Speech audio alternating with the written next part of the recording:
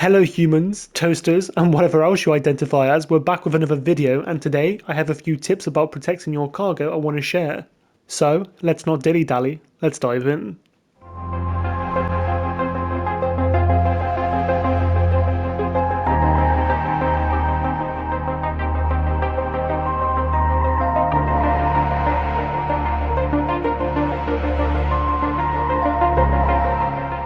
Number 1. Knowing when to use ghost organization.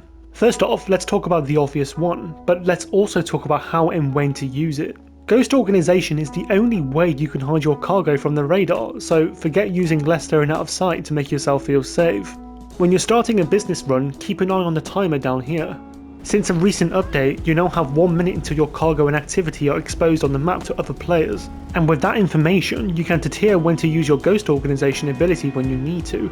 There should be only 3 scenarios when to use it. The first one is when the timer hits 0, but I would only recommend using ghost on this part if deliveries are in the city because that's where the most players are. The second scenario, I would recommend using it when you're about to drive through a bunch of players having a battle, because if you drive through that, they're probably going to kill you, but also if you drive around them, it's also going to waste more time. And when you suspect somebody's about to tail you, for example they go into ghost, off radar, or you see a dirty oppressor getting uncomfortably close to you.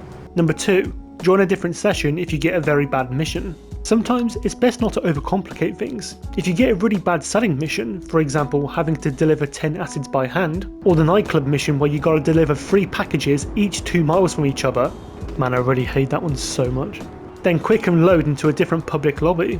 You won't lose too much stock from it, and in the end it's less stressful. Also, before you do start your selling mission, it's a good idea to check all the players in your lobby and see if you can find anybody who looks a bit dodgy. For example, this geezer right here. If you do, you can either find another lobby, or highlight this player to keep an eye on them as you're delivering your cargo. Number 3. Solo cargoes such as Nightclub and Acid Lab are your best and safest bet. If you're doing cargo missions which requires you to deliver multiple vehicles and you're doing this solo, then you are a risky idiot and probably smell like cheese. Somebody probably will go to your AFK cargo and destroy it, and you shouldn't let that hard-earned work go to waste. There are solo selling missions like the Nightclub and the Acid Lab which don't need special attention to AFK cargo. Not to mention the Nightclub is a top tier business, and thank the Lord that Rockstar made these selling sessions solo. If you do need help with cargo selling on PS5, search and join my crew, undisclosed PS5, and we can help you out always. Number 4. Have somebody follow you with a Tornado or any vehicle which they're good in. This can have many ways, but this is by far my favourite. Have somebody with you, whether they're in your CEO or not, and then have them protect you with a Tornado or whichever vehicle they're most comfortable in. I'd recommend the Tornado personally because it's good for taking out oppressors while also providing you with decent armoured protection. And as well, you can speed boost in the back of slow moving vehicles which will make them go a bit faster. Okay, for my last 2 tips, this is mainly about things that should happen if things do go wrong, so listen closely. Being stuck in a slow moving delivery vehicle can be extremely irritating. Ooh, a pumpkin. Number 5. Using out of sight when it's safe to do so. As established earlier, out of sight and Lester off radar won't hide your cargo, but there is a good way to use out of sight to give you the upper hand. First of all, let's be honest, majority of cargo griefers are using their Harry Potter Mark IIs. And if that is the case, use out of sight and ditch your vehicle somewhere safe. Let's say underground, behind some buildings, or a tunnel for instance.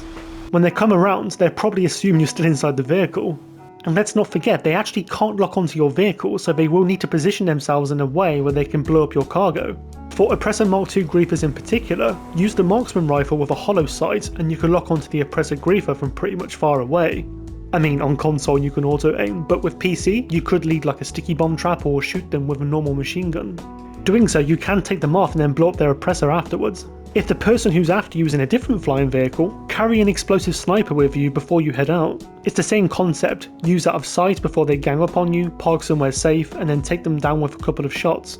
And if they try again, you can use Lester off radar and do exactly the same thing, but you will have less time, obviously. And finally, number 6, have a really good vehicle on standby.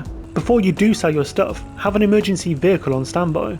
So for me, that would be, yeah, you guessed it, the Tornado. So if you do need to do an emergency stop as I mentioned earlier, you can easily just press the request vehicle in the interaction menu, and then while being off the radar. Once you put the vehicle somewhere safe and you're off the radar, you can... oh my god. Once you've put the cargo vehicle somewhere safe and you are off the radar, you can flee to your emergency vehicle. And this is very important, but don't bring your cargo vehicle too close to your emergency vehicle, otherwise you'll expose yourself. Instead, run there by foot. And do what you gotta do.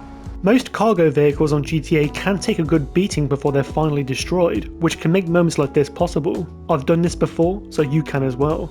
And please remember, only sell solo if you have no other choice. Stuff like MC businesses, bunker, and air freight can be way more risky to run solo. Assuming you're selling large amounts of cargo, you will need to use multiple vehicles usually, so keep that in mind.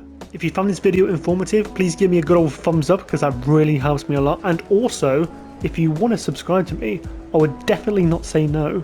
If you guys have any other ways that you defend your cargo, I would love to hear in the comments because it will help everybody. And with that being said, I'm going to spin some slots and I'll see you in the next one.